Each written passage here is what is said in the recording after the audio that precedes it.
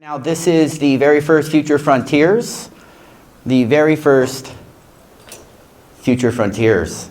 And we're going to talk about a lot of things at this meetup here at Tech Alley. Super excited to be here, by the way. Be sure to check out techalley.org. I need to give a quick shout out to our sponsor, Stand With Crypto. We are working with crypto-friendly politicians to push forward crypto-friendly policy. And if you'd like to know more, please consider going to standwithcrypto.org. Thank you for the applause. Please consider scanning this QR code after the meetup. We'd love to have you become an advocate. Every voice matters in this battle to keep innovation in America. And Stand With Crypto is at the forefront. So if you'd like to learn more, go to standwithcrypto.org. And again, thank you for showing up today, guys. I really appreciate it. We're going to continue to do these monthly, and we're going to have a ton of entertaining and educational content for you guys. And we want to show you as much as we can about crypto and AI. And so I don't think you can have crypto without AI, and I don't think AI can be what it is without crypto. So it's kind of exciting to see this merge. In the meantime, what we're focusing on, and there are a ton of great meetups here at Tech Alley that talk about AI. Definitely recommend Timothy May, Josh Stacey, and so many other great people hosting AI meetups here at Tech Alley. This one, we are going to show award-winning AI-generated films, and we're going to start off with a music video. So we're super excited to show this to you. The audio is not working through the laptop, so I apologize about that. We will have the audio running through the microphone. I'd like to give a big shout out to our audio guy, though. I know they're all working hard. So maybe next time we'll get the speakers in the room to show the sound that's happening on the screen. In the meantime, stay tuned for some great presentations from Steve X, who's going to talk a little bit about DeFi and self-custody.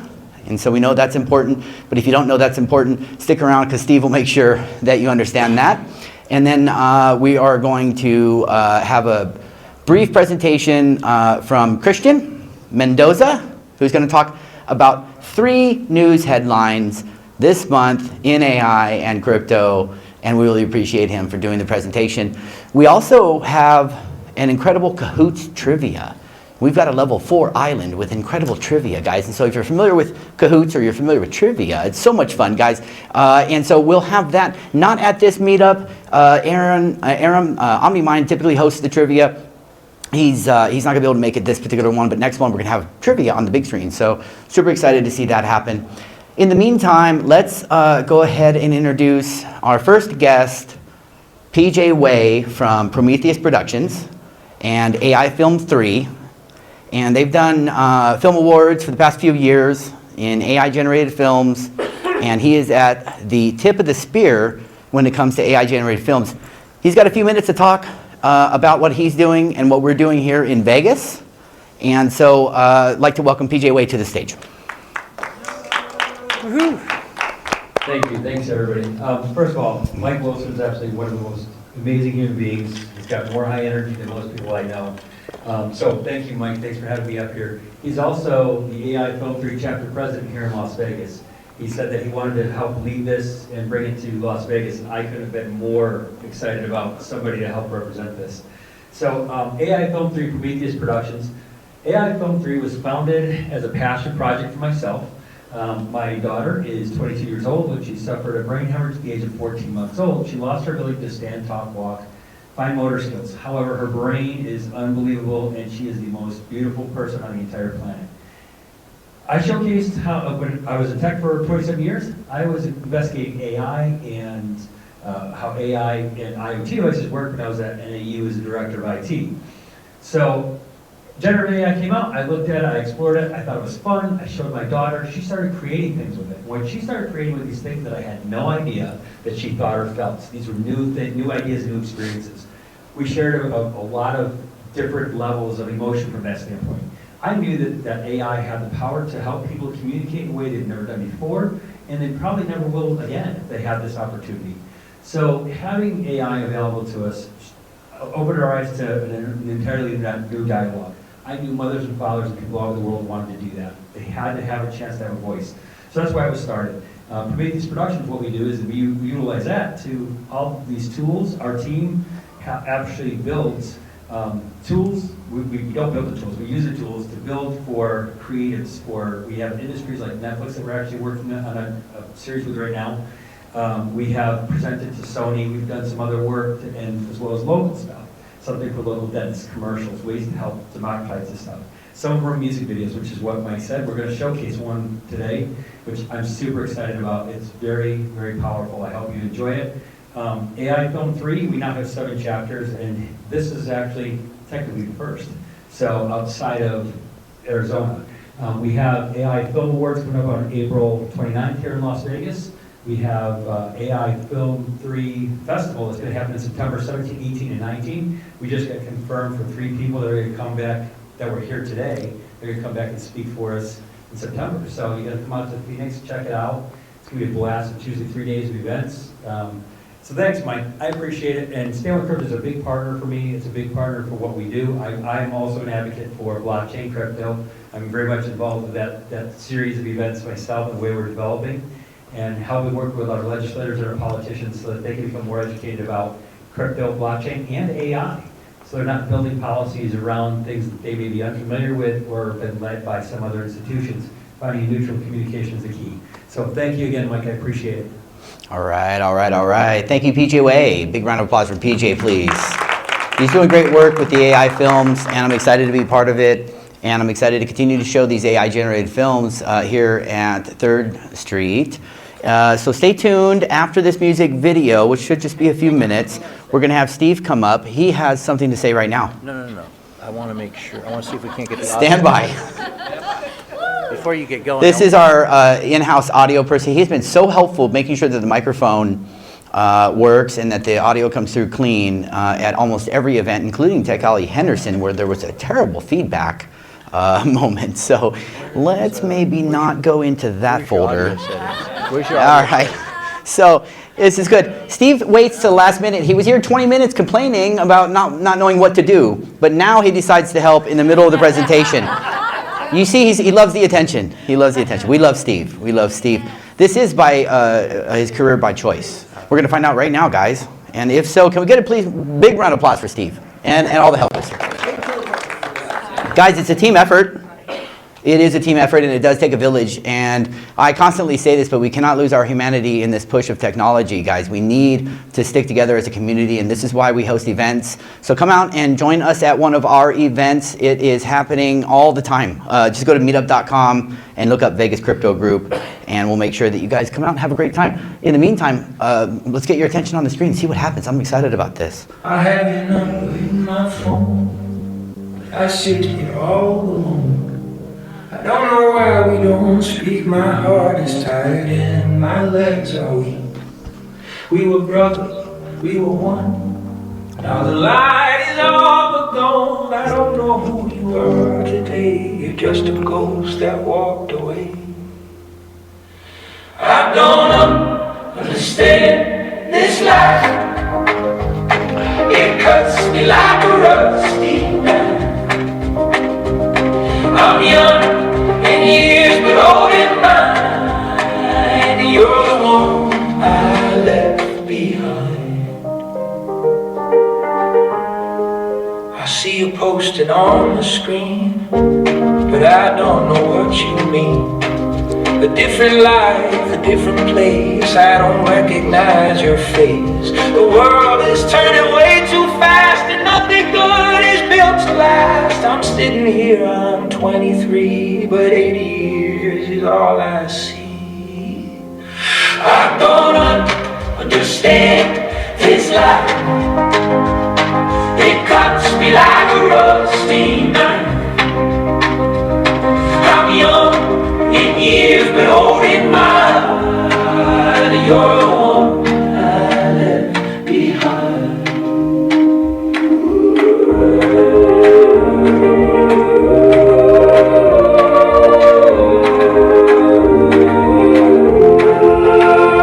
No more talking, no more pride.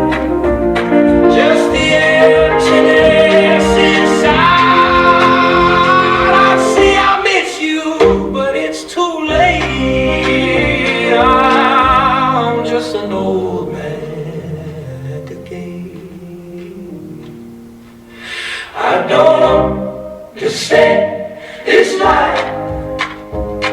It cuts me like a rusty knife. I'm young in years but old in mind, and you're the one I left behind.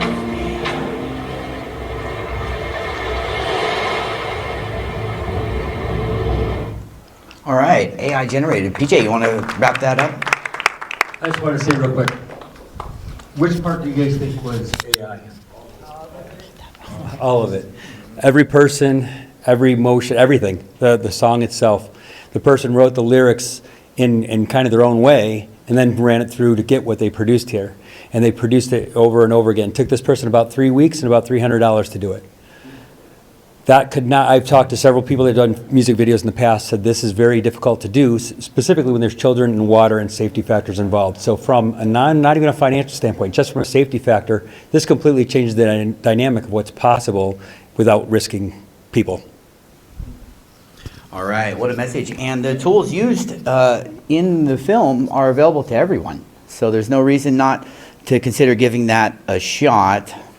One moment. Big round of applause for PJ, by the way, if you would, please. Great idea. All right, guys. And so thanks for coming out to the meetup. I hope you guys have a great rest of your... Oh, I'm kidding. That's right. No, wait. Steve wants to do a presentation. And we have a few other presentations coming from Christian. So this is it, though. This is a good example of what AI can do. It's also a good example of what AI can do for you, not only in your personal life, but if you're a business owner. Thank you for coming out. Jason LeDuc, everyone. Woo! All right. Appreciate it. He's a filmmaker as well, so if you're interested in films, be sure to talk to Jason LeDuc and check him out on Instagram, Jason LeDuc and LeDuc Leadership. In the meantime, if this is something that you're looking to enhance your business with, and we have some people in the audience who have used AI for social media and other purposes, this video is a great example of what it can be done. At our previous meetup, we talked about HeyGen. That's H-E-Y-G-E-N, HeyGen. And I was able to take a picture of myself and Keanu Reeves, and I put it through the system, and it converted us to dancing. We started dancing. It was wild. Guys, it was so neat. So there's just so many things that you can do with AI, and it's not terribly difficult. If you'd like to know more, please come up to me after the meetup, or come out to one of our other meetups. We'd love to talk to you more about it. We're happy to help. I just started using Claude Code not too long ago myself, and the results are exponential. And I'm not sure I can say this with enough emphasis, but if you're not using AI, you really don't know what it's capable of. And so it's intimidating, but I would recommend to jump in and do your best to just kind of muddle through. And you may make some mistakes, but you'll learn a lot in the process. So and we're here to help as well. And so in the meantime, we're going to go ahead and start the next presentation.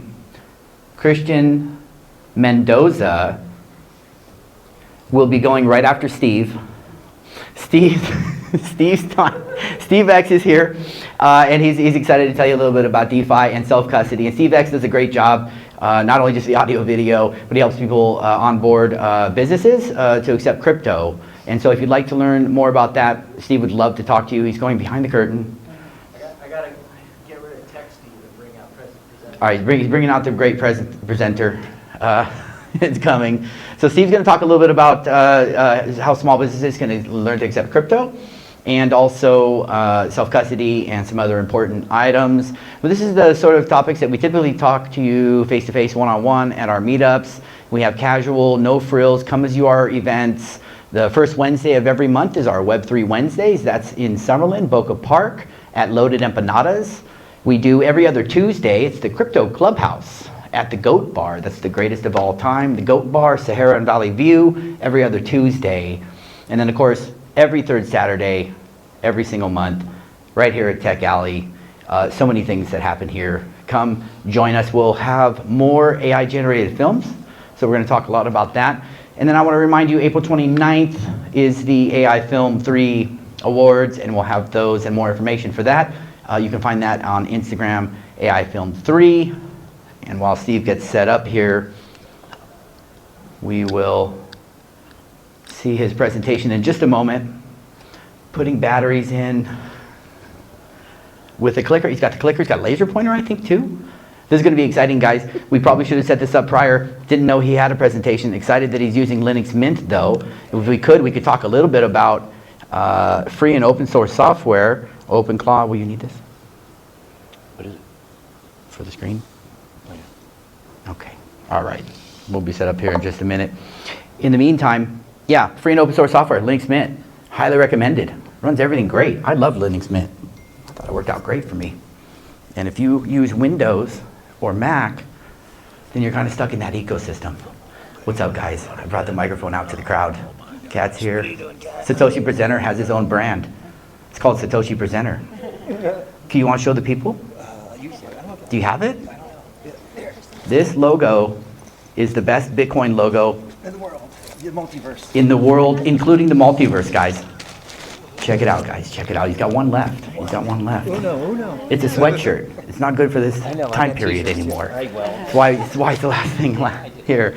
Thank you for showing up, Christian Mendoza. Gupta's kicking it. I'm glad everyone's here. Okay, it should just be one more minute. Steve, you'll let me know when it's time. In the meantime, thank you everyone for showing up. And if you'd like to learn more, the Einbinders are here. This is Damien Einbinder, one of the best real estate agents, broker owner in Vegas. And he's known as Damien Einbinder. the home finder. Einbinder the home finder. Einbinder the home finder. He's doing great work. Do you want to say a few words? Sure.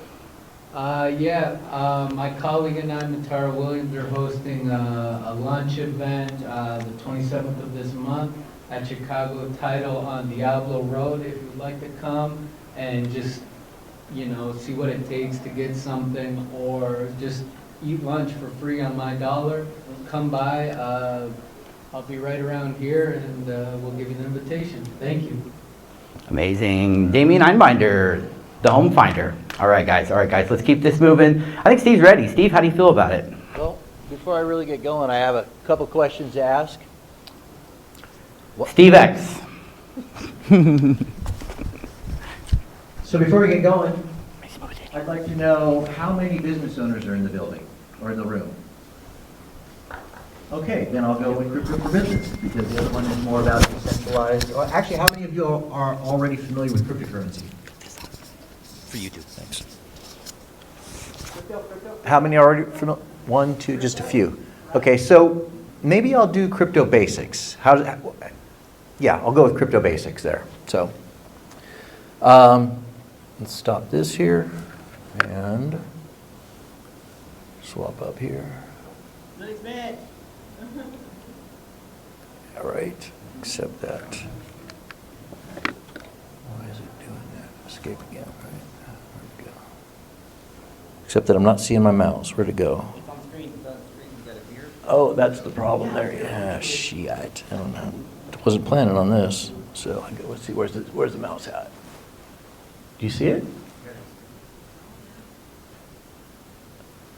There it is. Okay. Let's see which way I'm going here. Nope, gotta go the other way. Okay. It's like a little fly. And it's still not showing up. What the heck? All right, this is not what I was anticipating at all. Son of a bitch.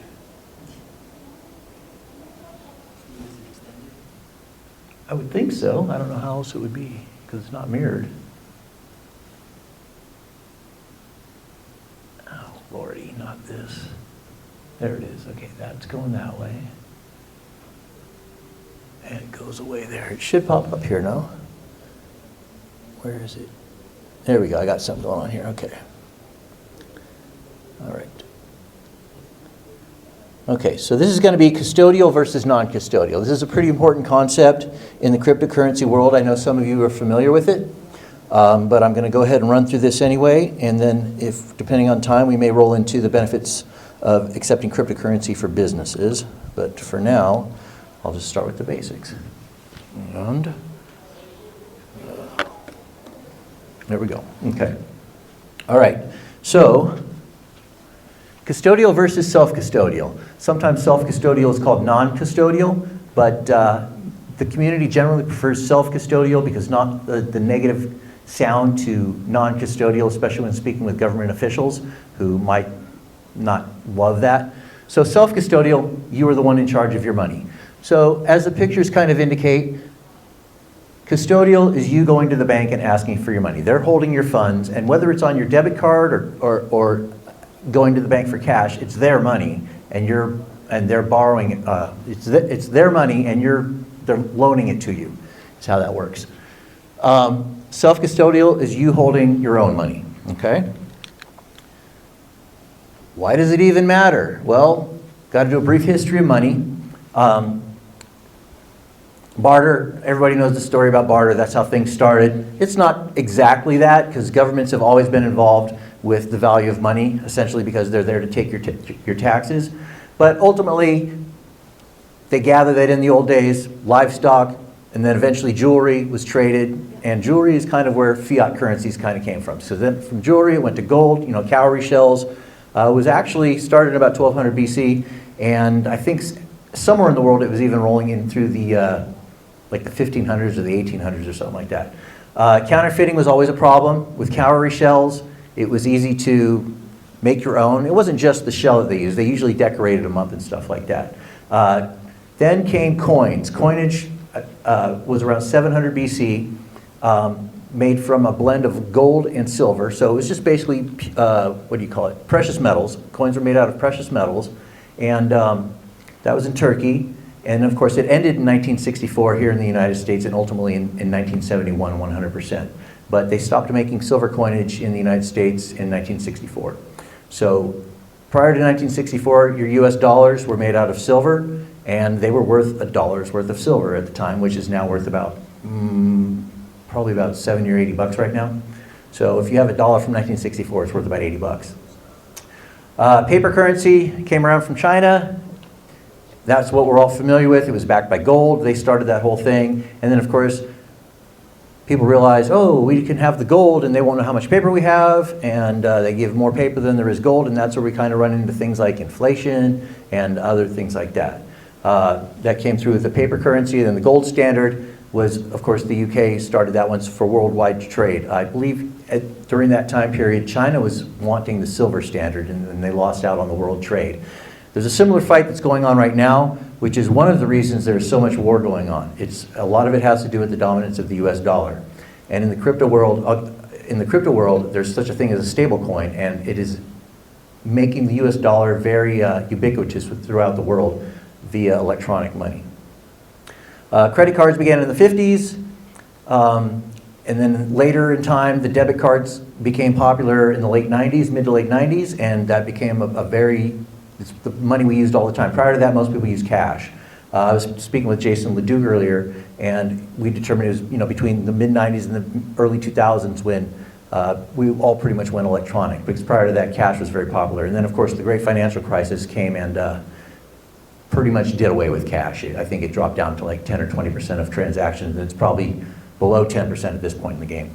Bitcoin in 2008 was invented, was created, and then the first Bitcoin was released to the public on January 3rd, 2009. So Bitcoin was the combination of electronic money and non-counterfeitable money, so its own rare asset, similar to gold and silver, a limited supply. And they created it as a limited supply, sort of as an antithesis to what was going on with banking at the time, whereby in 2009, in the middle of the great financial crisis, the governments were just printing billions and trillions of dollars to keep things going, thereby causing inflation, also keeping the economy rolling, one of the advantages of inflation. But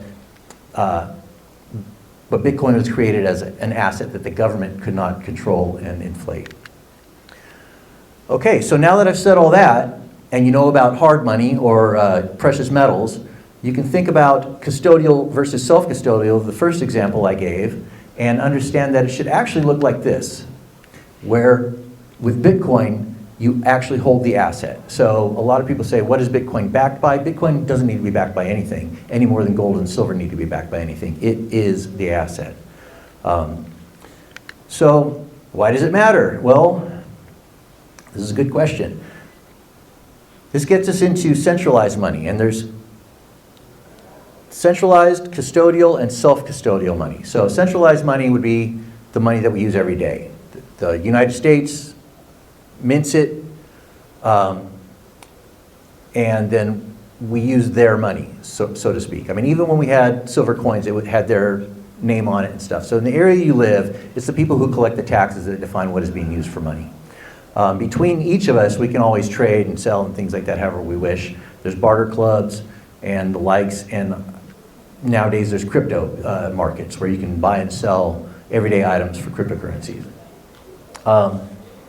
So basically, a centralized currency always involves a central authority, someone to create and redeem the currency, usually a government. Sometimes a church, sometimes a club, things like that. Centralized money uses technology or designs to prevent counterfeiting. With precious metals, it's minted coins, or in fiat's case, it's artistic paper, where they make designs that hopefully won't be copied by others. And just as a side note, I believe there's something called the super dollar that was created in North Korea for a few years. It was $100 bills that were they were easily passed. They were very, very good copies. So counterfeiting is a pretty serious thing. This is an interesting thought that I came up with as I was putting this presentation together, that coinage is minted by governments. Let me just read this. Coinage minted by government from gold and more often silver made for centralized money that was also self-custodial because you actually held the value, as I expressed before. Both paper checks and banknotes became popular in Europe in the 1400s. This is actually the Medici family. I think the Italian Medici family from Venice, they're the ones that kind of developed the whole modern banking system, what the modern banking system is based on with reserve banking.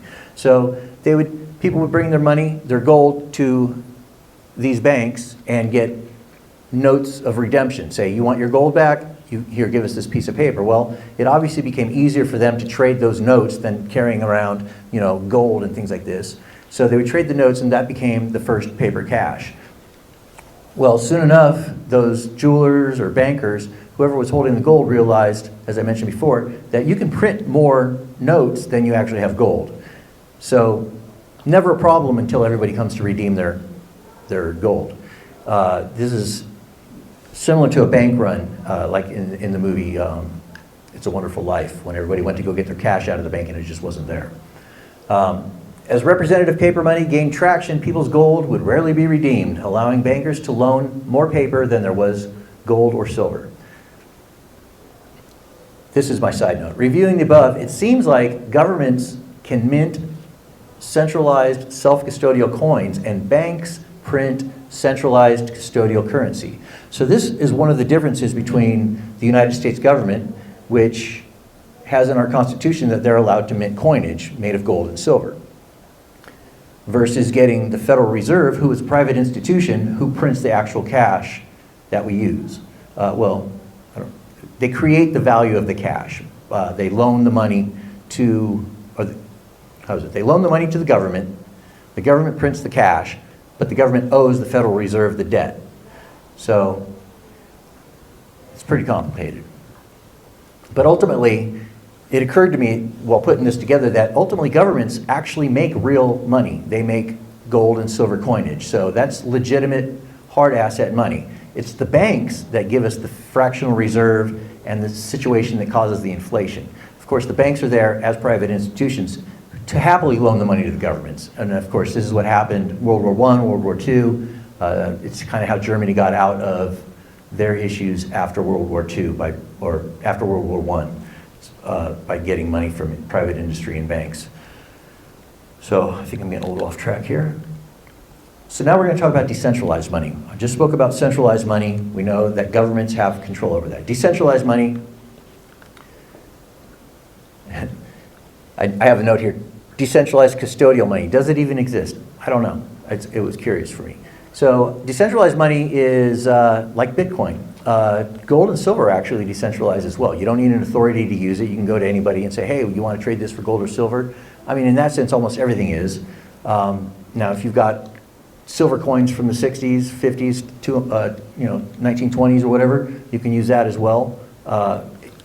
You could use it for face value. If you were to pay your taxes with silver coins, you would only get face value for it. So it would be wiser to go to the pawn shop and swap it. But if you're dealing with individual people, you can get your silver value out of it. So in the beginning, Bitcoin was only used between individuals self-custodially. Right now, there's exchanges and stuff like that. So without a bank, it didn't use a bank, and just by running the Bitcoin software. On October 5th, 2009, New Liberty Standard created the first crypto exchange to buy and sell Bitcoin for fiat currency. So people could now work Monday through Friday, take their cash, and go buy some Bitcoin online. More exchanges followed, introducing the world to custodial crypto. So prior to New Liberty being an exchange holding other people's crypto, everybody held their own crypto in their own wallets on their laptops or wherever, whichever computer they had.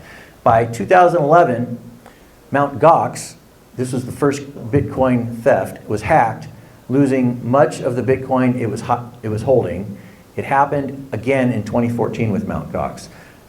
It was hacked. It wasn't really a scam per se via the Mt. Gox people. It was an outside party that stole the Bitcoin from them.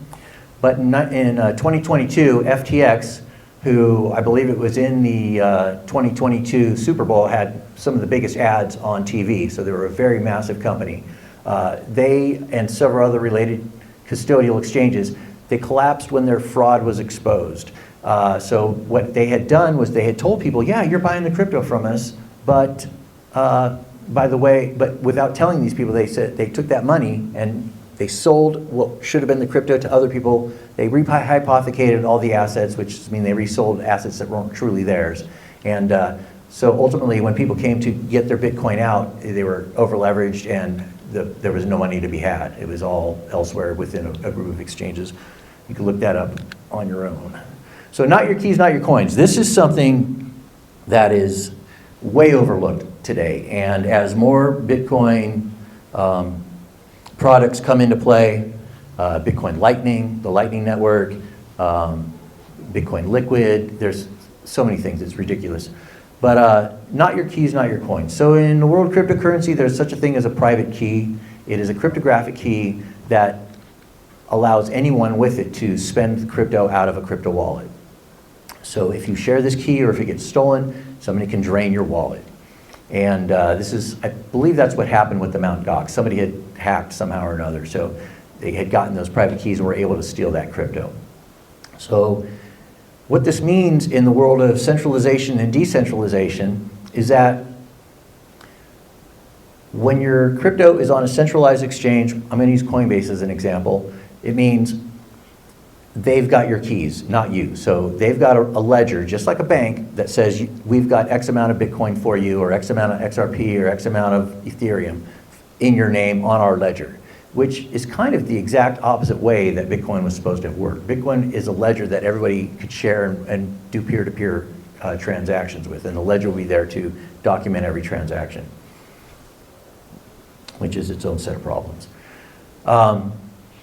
So because of Mt. Gox and those other disasters I was talking about, financial disasters with the thefts and the hacks, the phrase "not your keys, not your coins" became very popular.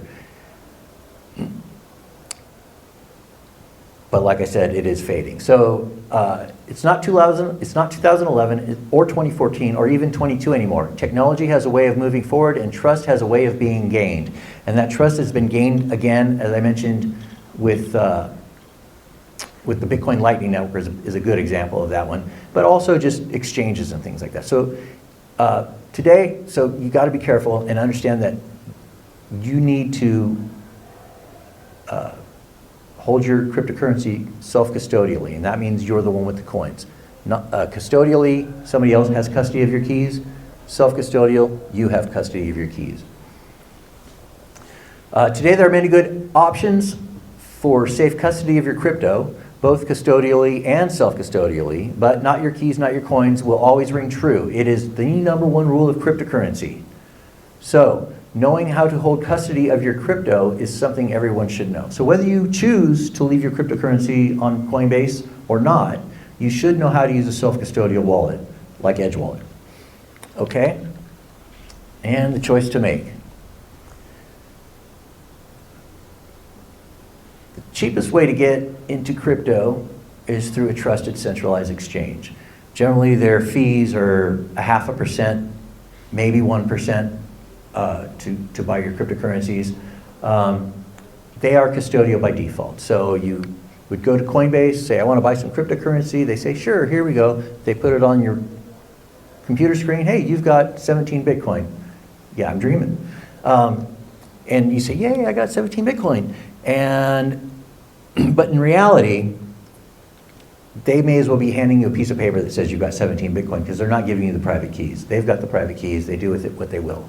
However, Coinbase seems to be a trusted entity in this matter. So I think your safety with them is pretty good, but you still may want to know how to self-custody that too. There are plenty of self-custody options to choose from. I like Edge Wallet. I like to tell people about Edge Wallet. I like several other wallets. There's Cake Wallet, there's Stack Wallet, and then there's Trezors and Ledgers and things like that. But I promote Edge Wallet because of its ease of use.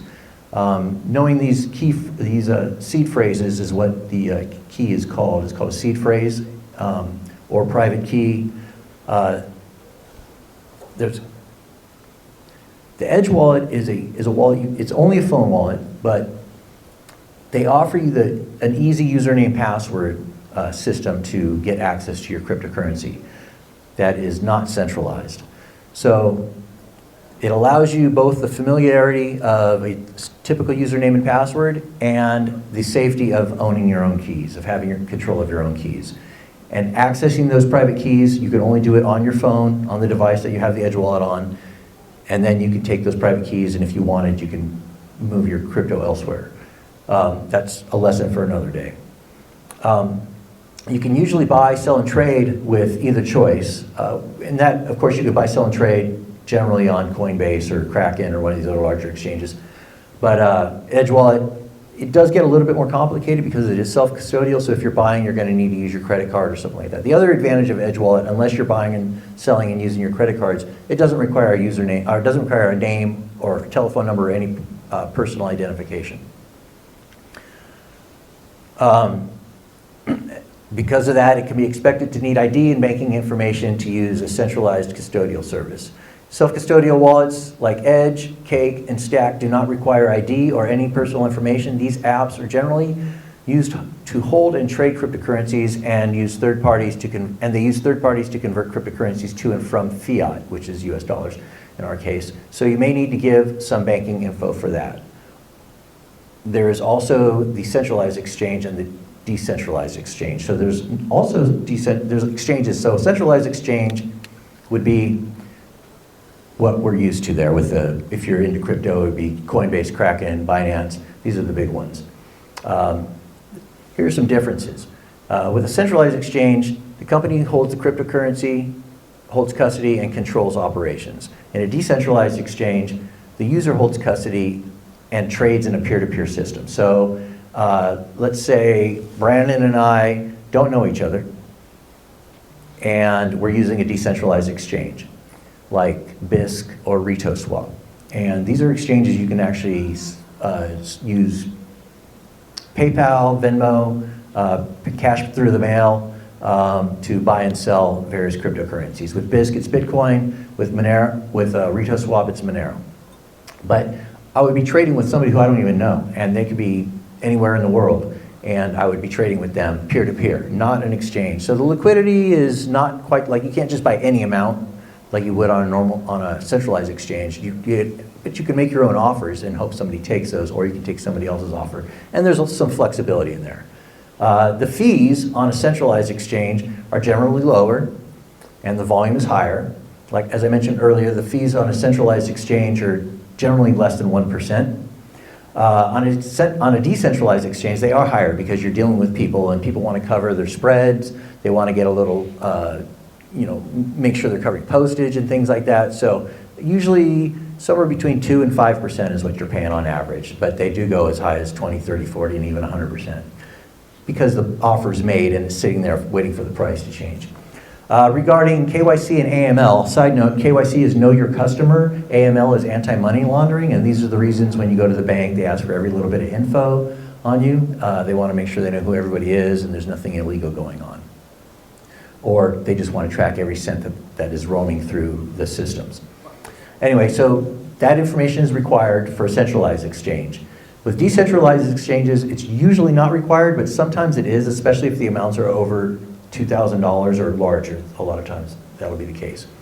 With the custody, a centralized platform controls your assets. Non-custodial, you control your keys. So it is your money. It's like having the cash in your pocket or the silver in your pocket. Versus the custodial, it's like them having your silver and giving you the paper notice. Customer service, this is a big difference. Centralized exchanges generally offer 24/7 help and dispute resolutions and fiat ramps and things like that. With decentralized exchanges, it's limited. There's limited support. Much of it is self-service. However, the two exchanges I mentioned earlier, both BISC and RitoSwap, do offer some level of customer service for dispute mitigation, and they do offer. There is escrow involved in that to help eliminate any fraud. The security, advanced protocols, but risk of hacks and outages. So centralized exchanges, they've got cybersecurity experts running everything, but they're also a large target and primed for hacks. Decentralized exchanges don't have a central point, but some of them use smart contracts. I believe MetaMask is an Ethereum world, uses smart contracts. And if the smart contract is written poorly, there's the chance that could get hacked and fees could get stolen, or not fees, money could get stolen during a transaction. I don't know of any events like that have happened, and I've never researched it, so it's something I have to add to my program here. But with both BISC and RitoSwap, those peer-to-peer exchanges don't use smart contracts. They use the escrow system and actual human being to deal with any sort of issues between the buyer and the seller that might arise. Okay, regulation. Of course, centralized, fully regulated by the financial authorities, FinCEN, New York City, different state regulations regulate the various centralized exchanges. And decentralized is largely unregulated. It's, you don't need a government to use it, so how's the government going to regulate it? All right. Traditional finance versus decentralized finance. This is a little bit new to my program here. I brought it in because I'm actually kind of learning a little bit more about decentralized finance as things go on. When I first got into cryptocurrency in about 2019, I got in basically as a Bitcoiner. Bitcoin only. I believed all the hype that Bitcoin's the best and there's nothing else. After about a year, I thought, there's 21 million. Eventually those are just going to run out, so you're going to have more of them, and a couple other thoughts. And then, the trading fees got expensive on me. So anyway, traditional finance versus decentralized finance. Traditional finance, everybody knows traditional finance. It's your bank. You go to the bank, you get your paychecks, you go to the bank, you get them deposited, direct deposit, however that is. Decentralized finance is a little bit different. It's an entirely different animal. It's entirely based on crypto and tokens and things like that. So, are we running up against time? Is this thing on? No. No? Yeah, it is. I think it is. Okay, I want to leave room for questions and answers. I know that Steve has a It's huge just getting into the presentation juicy still stuff. going. It's getting juicy, but it took him about a half hour to get to the juicy stuff. So we're going to go ahead. We're going to go ahead and speed this up and then leave a I got 2 slides left. You're killing us here. few moments. Let's not do the whole 2 slides. Let's Let's go. the foundation of traditional finance and decentralized finance. Foundation of traditional finance, physical and digital solutions, institutions, blockchain protocols for decentralized. The controlling entities, of course, traditional banks, governments, corporations, everything we're used to. DeFi is the protocol, the actual protocols of the coinage, and of course the smart contracts that dictate how the trades happen. Regulated, TradFi is just like centralized stuff, same with DeFi. KYC, once again, TradFi and DeFi, you may as well say decentralized and decentralized. The currency is a little bit different here. There's some commonality here. TradFi, all fiat currency unless you're doing Forex. But TradFi, all fiat currency, US dollar, the euro, whichever your location is. In the DeFi world, it is majority cryptocurrency, but there are stable coins which allow you to get US dollar or euro dollar value in the cryptocurrency world. It's a very powerful thing. USDC is a popular one for that. The enforcement mechanism, standard contracts for TradFi, standard legal system for TradFi. With DeFi, it's the smart contract is pretty much it. And here's some notes. Okay, have some fun. There's a lot of choices to do with all this stuff. It's brand new technology. Literally every time I come into this, it's something new. Remember, the internet's been around for 60 years. I know most of us think it's been around for 20 years or so, maybe 30 years, but it's been around for 60 years. So it took at least 20 years to enter pop culture, and another 10 years after that before it was in every home. And remember, it took you 1 year to learn how to walk. It took you 2 years just to begin to learn how to talk. So give yourself a little space, a little freedom when you're learning about cryptocurrency, and understand that the rest of the world is learning along with you. All right, crypto is cash. That means when it comes to electronic money, compared to debit cards, compared to credit cards, cryptocurrency offers us the most freedom, as close to paper cash as possible with electronic money. Back to you, Mike. Hey, big round of applause for Steve. Steve X.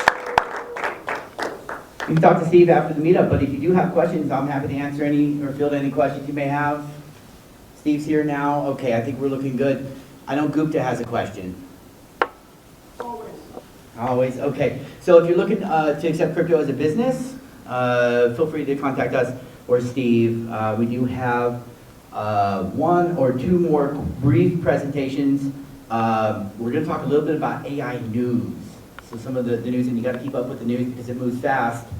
Did you have a question? Hit me. Yeah, what's your question?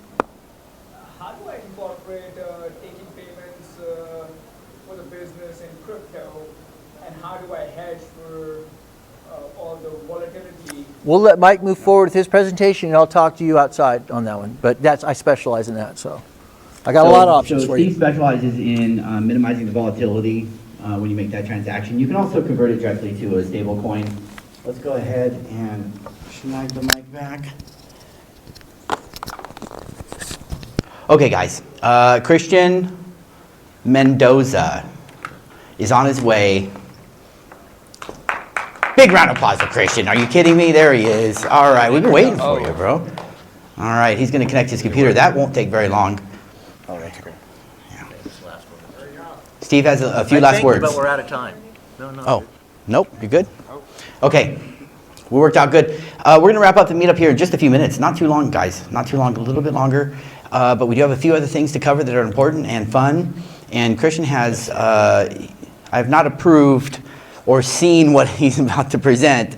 So I'll just, a little disclaimer, but he made a website. He made a website, what, in the last like 10 minutes? Yeah, something like that. Something like that. So, so just in the last few minutes, 8 minutes it took, and so he's going to show that to you. Is it connected? Is it working? Are you up? Can you turn the screen? Is it? What's this? Can you move the screen over there? Oh, it's not even plugged in. Haha. Stand by, guys. Here. Okay, in the meantime, guys, if you haven't used Claude Code, I just started using it about a week ago, and I highly recommend it. It's something I definitely would check out, along with some of the other AI tools that are out there, and the ones we talked about earlier that were used to make the music video from AI Film 3. Thank you again, PJ, for that great video. In the meantime, we are almost ready. And I'll just quickly remind you that Christian does presentations at our other meetups at the Goat Bar. And then we also have presentations at the Web3 Wednesdays every first Wednesday of the month at Loaded Empanadas, Boca Park. And we are going to move the screen over. I don't know how you do it. Here, right there. Boom. Yes.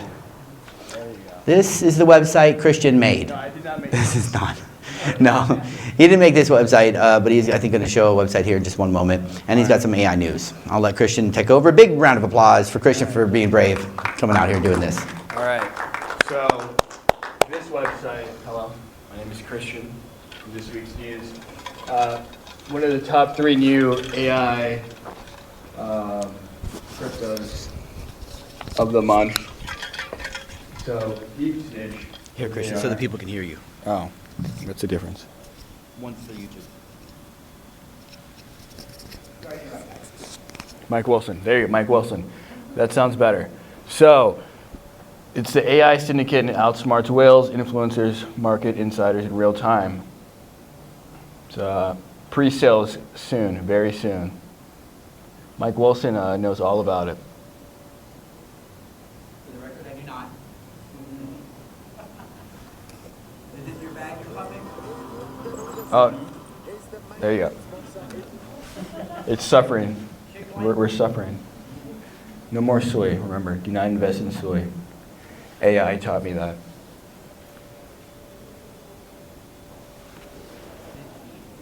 Tell us about this, Christian. It is a AI that helps with the crypto markets and stock markets. It allegedly beats the whales. Okay, what's the name of the site? Deepsnitch.ai. And then another website that another host was talking about was Replit. Very cool website. So quickly showing you about that. I am a fan of, yeah, here we go. Yes, sparkling water. I named it Mendoza Minerals for my name. This made this website in 7 minutes. Incredible. Sparkling water. On demand. Power of AI. Yeah. And then the last one with Mike. Oh, not that one. Not that. Oh.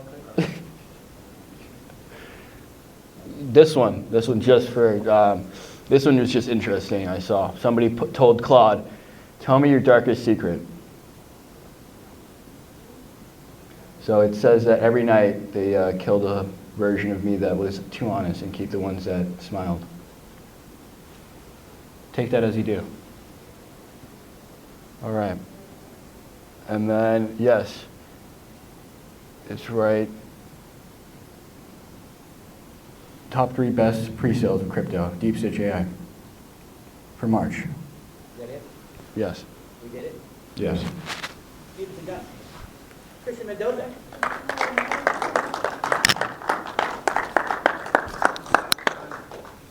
Great presentation. Thank you, Christian Mendoza. Go ahead and unplug here if you want to. All right, we're going to have one more AI film presentation, so stay tuned. Christian, you did a great job.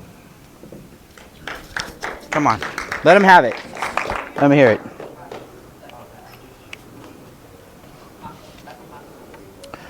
Okay, guys, we're going to have a choice here on what we're going to play.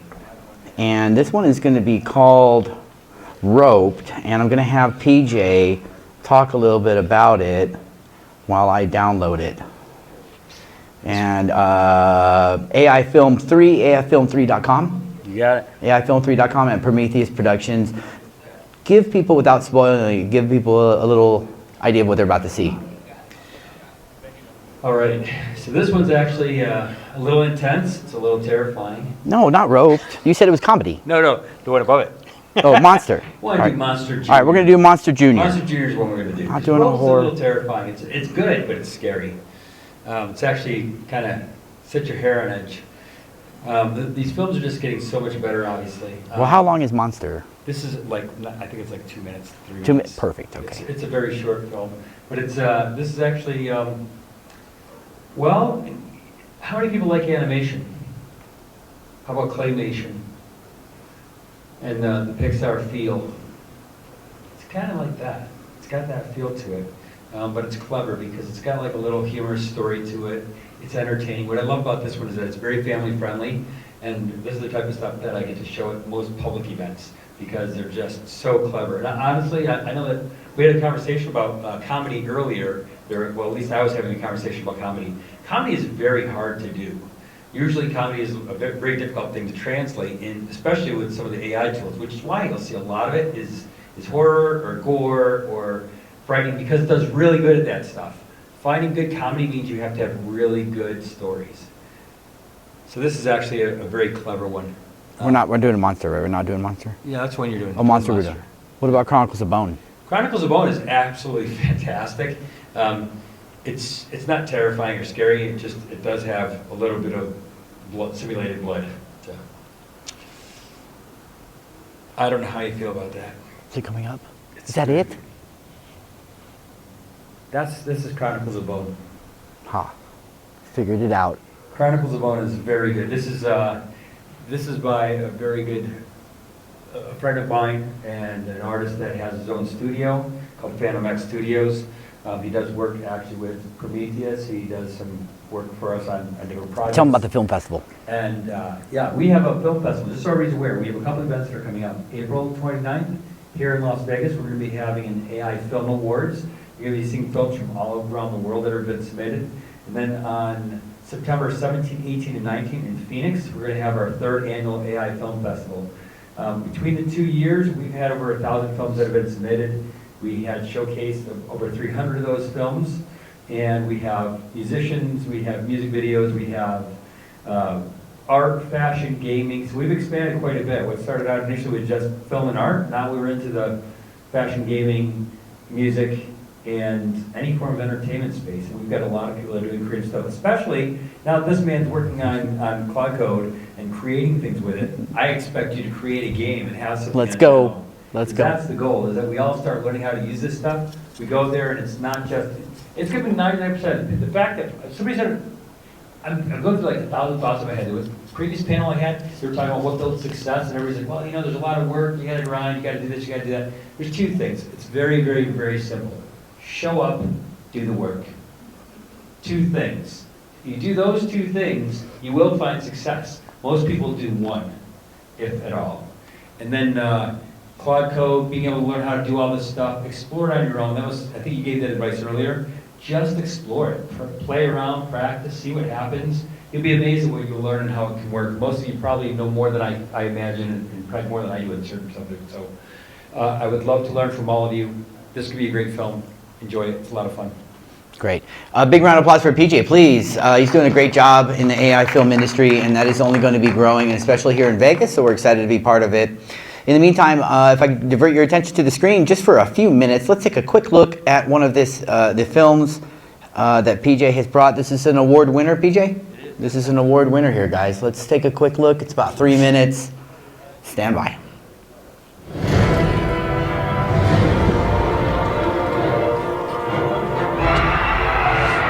This is Piper Brand reporting live. Breaking news. I'm on the scene downtown where a terrifying monster is attacking the city. What's this? He's stealing someone's car. Hey, that's my car! Now the monster looks like he's Thank you about for to reminding unleash me. a terrifying roar. With his trophy secured, the monster has left the city, retreating back to his lair somewhere in the mountains, while an anxious city wonders what will come next. In the meantime, we can all be thankful that the monster's destruction was limited to stealing one measly compact sedan. Today's events were nothing compared to the last monster attack 25 years ago, when a much larger monster stole the Hollywood signs. Not a single letter was spared. Only time will tell if this monster will live up to his predecessor's nefarious legacy. Terror in the streets as the monster returns, this time to the docks. What chaos might he wreak now? Will he block shipping lanes and disrupt the city's economy? Actually, it looks like he's just stealing a small fishing skiff.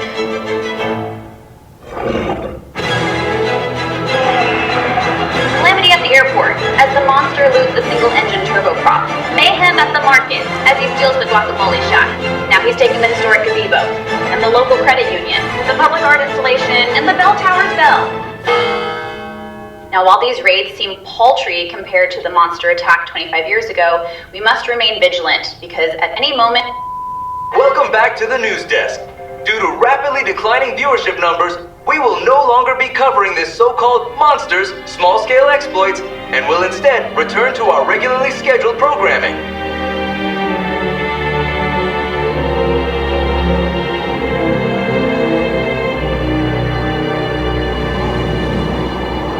Hey! Hey here? Shouldn't you be out causing destruction? Ugh, please, I need this. Everyone thinks that my mom is the greatest reporter ever just because of her coverage of the Hollywood sign monster heist 25 years ago. This was my chance to finally live up to her legacy. I never even wanted to be a reporter. My real dream was to be a Hollywood talent agent. Hey, are you even listening? Whoa, is that what your voice sounds like? It's beautiful.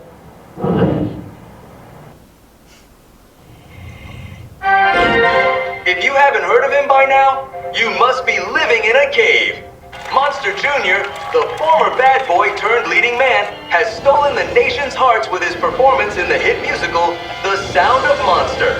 His father may have taken the Hollywood sign, but he has taken Hollywood by storm. We present this award to celebrate the achievements.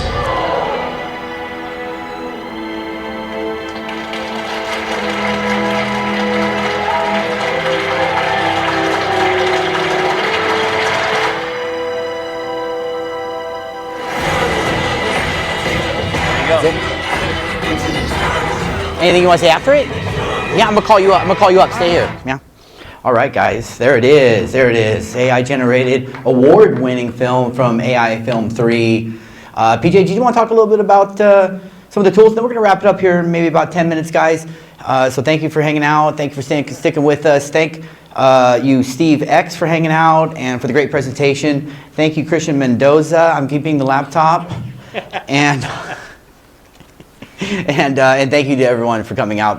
We're going to do this next month, and so please invite a friend, tell a friend, have everybody come down to Tech Alley. We have a great time here. PJ's going to talk a little bit about the film, and then we're going to wrap things up. Awesome. Thanks again, Mike. Everybody, thanks again, and thank you, Mike. I appreciate you. Oh, I get to wear this too. I get to wear this too. This is great. Let's see if it works. All right. So as far as that film, you know, all these films are amazing, and when it comes down to what type of tools they're using, nothing here is not within your reach or within access. Things like Midjourney, Higgsfield now. Higgsfield is one of the newer ones that have popped up, and I say newer, probably in the last year, but you compare that to Midjourney that's been out for several years. Adobe even has their own Firefly platform. There's a lot of different tools out there. I hope everybody explores them. Sound and audio. Even then, sound and audio is another tool that people want to start utilizing possibly for their applications in AI. So Suno is utilized for music and sound, background sounds. It's a tool that we use all the time. We're constantly adding different sound effects, different background noises, or if you're, I mean, everything you'd seen, whenever there was the music playing, or if it was the sound of creaking shoes, all of that is done through these types of tools. There are so many different options available to you. Anybody here use tools today? Anybody using something like Grok? Has anybody tried Grok for imaging? One person. You haven't tried Grok for imaging?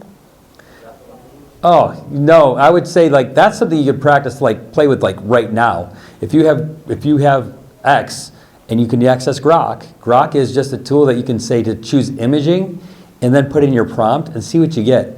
It's an amazing way to explore and learn about what you have. And if you have your own images, if you have a logo for your company, a branding, put it in there and start making some creative process out of it. One of the favorite things to do for AI Film 3, and even for this, I didn't get a chance to show it, but I actually had created one special for Las Vegas. It actually is the city scene of Las Vegas, and it's people that rush into a theater, and the film strip scrolls across the top and bottom. It's the same branding, same logos, just adding specific elements like Las Vegas, like adding that I wanted to do X. This one's actually horizontal in the film strip. The traditional AI Film 3 one is vertical. So all I've done is just change the direction that I want things to move. And it's very simple. Today with things like Grok, and somebody mentioned earlier, Nano Banana was another tool that people use. That's a very powerful tool to be able to take your existing images, go ahead and make some prompts, change out one or two things. It doesn't have to reinvent the entire wheel. And the tools that you've seen here, some of the best parts are the different tools allow you to experience different processes. 11 Labs does a great job also with sound and audio. If you haven't used 11 Labs, practice. You can actually record your own voice. Record your own voice in 11 Labs for it only needs 30 seconds, but I would say do like a minute or two of your own voice, run it through 11 Labs, and then you can start typing things in and hear yourself saying those things. You can change the pitch of it, the tone of it. You can make it so your voice is still the bass, but you just changed how the inflection is. So we have the right to own our own voices and be able to utilize those. If you have permission from other people, utilize their voices. It's fantastic. So, oh, there you go. Thank you. Look at that. 179 days. And if you have films, if you have it, you have plenty of time. You have almost 180 days, 6 months, to create a film, create a short, and submit it. I'd love to see somebody from one of these events, and I just finished up at ASU. At Arizona State University, we held their first AI film hackathon. So we had students that had come in, we were presenting them with the tools, showing them what types of things they could create, and then put them into teams. In 4 hours, had them just start creating things. In the end, in 4 hours, we had teams that walked out with a great 30-second section video of something that they were passionate about. Their challenge was either to create a product, placement, kind of commercial, to create a video game excerpt. So if you're like playing the game and it has the cutscenes, do a cutscene to a video game, have the characters interact, or to do a music video. And 2 selected music videos and 1 did an interactive for a character, which was fantastic. The guy called it, instead of Batman, he was called Fat Man, and it was just a big guy in a Batman suit with cookies all over him. It was hysterical. But again, little comedy, 30 seconds, quick stuff. It was a lot of fun. I hope to see all of you get a chance. Please jump in, participate. Don't forget, April 29th, we're going to be having events here in Vegas. So thanks again, Mike. You've been more than I can imagine. Hey, my pleasure, guys. My pleasure. Happy to help PJ. Thank you, PJ. Real quick round of applause for PJ because he's doing good work with the AI-generated film. Thank you, PJ.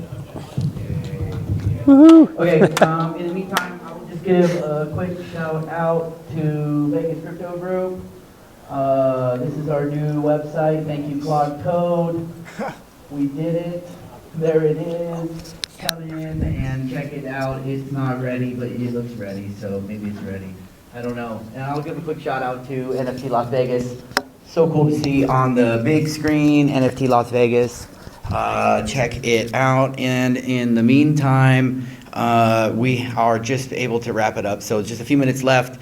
I think we're able to call it. I just want to thank you guys for coming out and hanging out. We filmed a documentary a little while back with Steve X and one other person. And we had a great time doing it. And if I could get the thing to show, I would show it, but there's no preview for that. So if you look up Vegas Nexus, you can check it out at informempower.com. I'll wrap things up by saying thank you to Stand With Crypto. Go to standwithcrypto.org to learn more about how we are working with crypto-friendly politicians to push forward crypto-friendly policy. And if keeping innovation in America is important to you, and I think it should be, then please consider contacting your representative. Go to standwithcrypto.org, put in your address, it'll show you exactly who your representative it is, and it'll give you a grade for that representative. So hopefully your representative has an A or an A+, that's what we're looking for. Either way, reach out, touch base with them, let them know that you want to keep innovation in America. Big shout out to Christian Mendoza and everyone else that participated. Let's go to the next Tech Alley, guys. Next Tech Alley, 1 month from today. Thank you guys for hanging out. Have a great day. Thank you. And Tech Alley Henderson, don't forget.